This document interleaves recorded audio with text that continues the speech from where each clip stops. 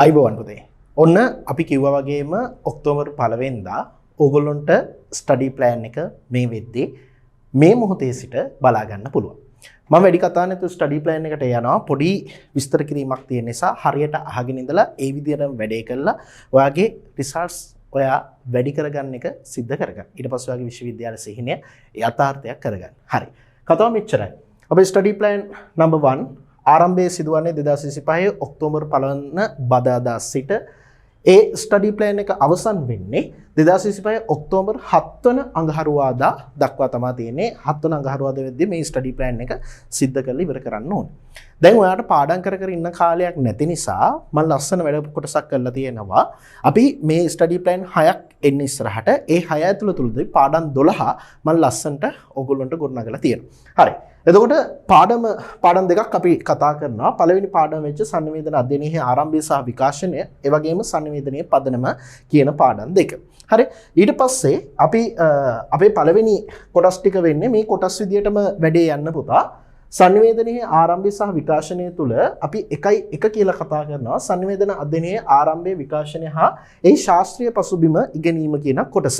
ඒක ඇතුළත තියෙන කොටස ඔයා හොඳින් බලාගෙන ඔයාගේ ක්ලාස් එකේ හෝ නැත්නම් ඔයාගේ තියෙන මොනවා හරි රෙෆරන්ස් මගින් ඔයා ඒ කොටස් ටික බලා ගන්න. ඒ ටික බලාගත්තට පස්සේ දෙවෙනියට ශ්‍රී ලංකාවේ sannivedana විෂය හඳුන්වා දීම හා ඒට පසුබිම් වූ සාධක අවබෝධය, ඊට පස්සේ sannivedanය හා මාධ්‍ය අධ්‍යයනයේ විශේෂ ශාස්ත්‍රීය විෂයක් ලෙස ඉගෙනීම අවශ්‍යතාවය පැහැදිලි කිරීම. ඔන්න පළවෙනි පාඩමේ අපි කොටස් 3යි පාඩම් කරන්නේ. මුළු පාඩමම කව වෙනවා කොටස් 3කින්. හරිද? මෙන්න මේ කියන කොටස් 3. හරිද? ඊට පස්සේ අපි යනවා sannivedana පදනම කියන පාඩමට. ඒ කියන්නේ අපේ දෙවෙනි පාඩම. ඒකේ කොටස් 5ක් තියෙනවා. sannivedanය යන්න හඳුන්වා දීම පොඩි කොටසක් තියෙන්නේ. ඒක පාඩම් කරගන්න පුළුවන්. මම කියන්නම් කරන්න ඕන විදිය අන්තිමට. හරි. sannivedanයේ ස්වභාවය අවබෝධයෙන් පැහැදිලි කිරීම. ඊට පස්සේ sannivedana ක්‍රියාවලියේ මූලිකාංග විග්‍රහය.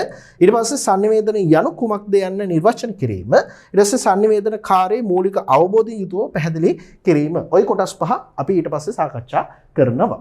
ඊට පස්සේ අපි මේ කතා කරන ටික සිද්ධ වෙන්නේ මෙන්න මේ විදියට. හරි?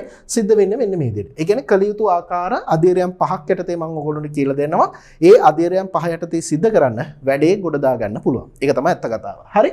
පළවෙනි අධීර ස්වයං අධ්‍යයනය එක් කොටසක්. ඒ කියන්නේ අර අපි කතා කරේ එක් කොටසක් එක්වරක් හොඳින් කියවන්න. ඒ කියන්නේ එකපාරක් හොඳින් කියවන්න. හරි?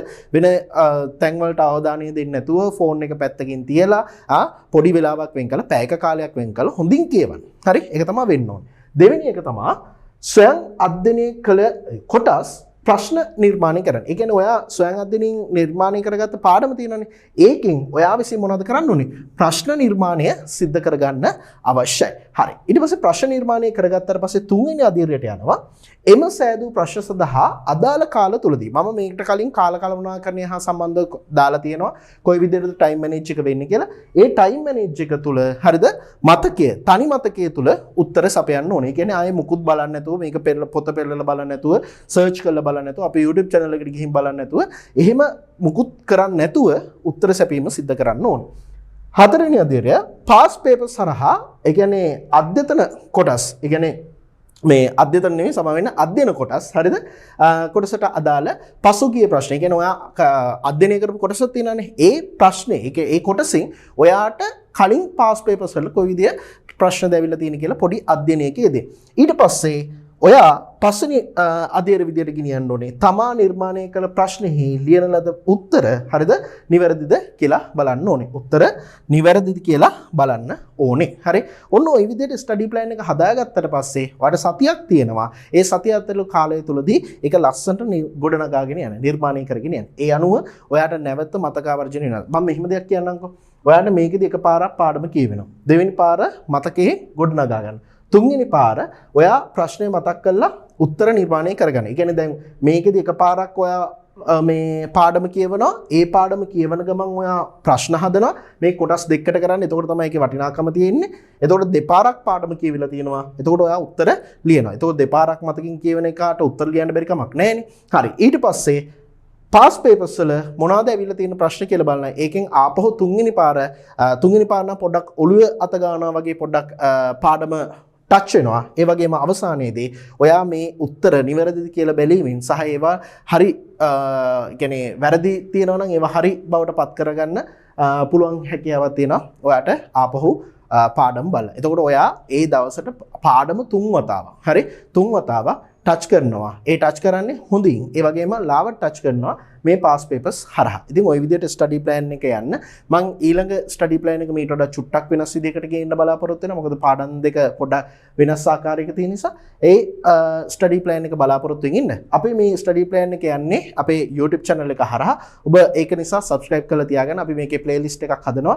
2025 ළමයින්ට මේක ඉතාමත් වැදගත් ආකාරයට හදපු ස්ටඩි ප්ලෑන් එකක්. මොකද ඔයගොල්ලන්ට තියෙන්නේ හරි තව සීමිත කාලයක්. මේක හරියටම බදාදාවල් 6ක් තුලදී ස්ටඩි ප්ලෑන් 6ක් තුලදී මුළු විෂය නිර්දේශයම ඔබ ස්වයං අධ්‍යයනයක යෙදලා ස්වයං ස්ටඩි ප්ලෑන් එකක් නැත්නම් ස්වයං අධ්‍යයන සැලැස්මක් මත ඔයා නිර්මාණය කරගන්නවා ඔයාගේ රිසර්ච් ටික. එහෙනම් පුතේ විශිෂ්ට නතර අත විශිෂ්ට ගන්න වැඩ කරන්න මහස් වෙන කට්ට කන්න ඒ කියන මතකයත් එක්ක ඒ කියන දේ හොඳින් මතක තබා ගන්න කියන දේත් කියන ගමන් මම මෙතනින් අපේ පළවෙනි ස්ටඩි ප්ලෑන් එක අවසන් කරනවා. අයබෝවන්.